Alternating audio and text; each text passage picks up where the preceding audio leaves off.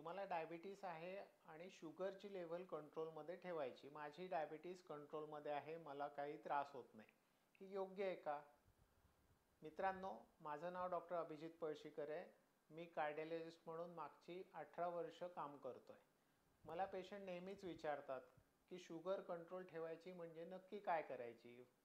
Fasting sugar किती असायला हवी, पी शुगर किती असायला हवी आणि कुठल्या रेंजमध्ये ठेवायला पाहिजे?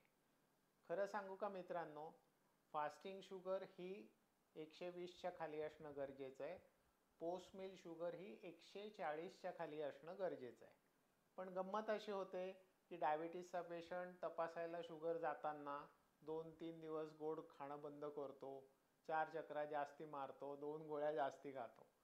असं होतं ना, मग ते शोधण्यासाठी एक परिणाम आहे ज्याला आपण HbA1c म्हणतो, म्हणजे 3 महिन्याची ॲव्हरेज शुगर.